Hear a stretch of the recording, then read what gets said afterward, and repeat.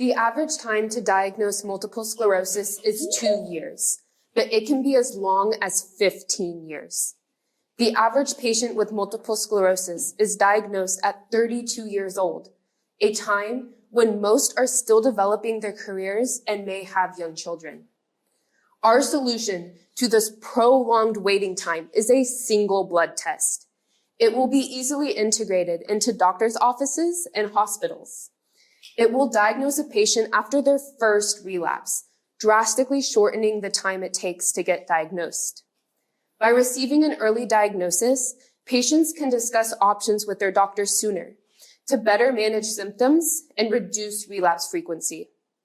So why does it take so long to diagnose multiple sclerosis? Well, patients have to undergo many different types of tests to not only confirm the diagnosis, but to first rule out other possible conditions. This is not only time-consuming, but expensive. There are no traditional analytes or biomarkers to indicate the presence of multiple sclerosis. This is why our device will look at the physicochemical properties of the sample rather than looking at a specific molecule. Our research has shown that conclusions can be drawn by using spectroscopy and machine learning characteristic techniques. Our next step is finishing a prototype and completing preclinical testing. We are looking to raise 500,000 pounds to do so. Join us in shortening the time it takes to diagnose multiple sclerosis and help patients reclaim control over their lives. Thank you.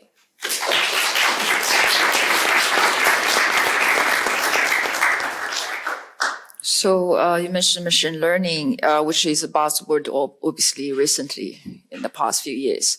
So how does your machine learning work? So without getting too into the details, we'll have a start set of samples that will look at the spectra of the spectroscopy, and it will start characterizing them by that given the data that we have. And then with each sample that gets added, the machine learning will continue to get better. One thing I didn't quite catch is this biomark. So you're going to test what blood test? How are you going to test? Blood test. Yes. Okay. It'll use the plasma. Okay. Thanks. How are you, or how are regulatory bodies looking at ML and AI approaches at the moment to kind of drive diagnostics? Or how do you think that kind of, let's say, how do you think that changing environments where, let's say, the FDA don't quite know what they're up to, right, will affect what you have to do? I think that starting off with a good system that shows good specificity and accuracy and sensitivity will be our baseline. And as long as we can prove to the FDA that we can meet those requirements, it'll only get better from there. Okay. And then that's possibly a bit more information you should have. See, it's a Raman system. Again, traditionally, Raman systems are, let's say, quite challenging in terms of, let's say, laser brightness and detector sensitivity. And you're thinking about moving this to point of care. Yes. How do you see that evolving to enable something which a GP can drop in their office and not worry about dropping in their office?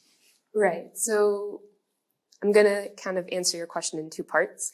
So first, the physical machine will be quite small, just benchtop, and it will have a sample chip that will change for each patient, like each test. So that will be the first part, so there won't be too complicated for the user to use. And then for the second part, can you remind me what the... One of my questions was the kind of challenge of Yes. cost of components in Raman. Oh, the cost of the components. Yeah, amongst other things. So. We are still looking at the cost as we are finishing the prototype, but also we have a way to the monolayers that we're using for the chip that the sample will go on. will increase the sensitivity of Raman, which can be a little finicky, but it'll increase it. Bit of a SIRS type of. Yes, SIRS, exactly. Okay, so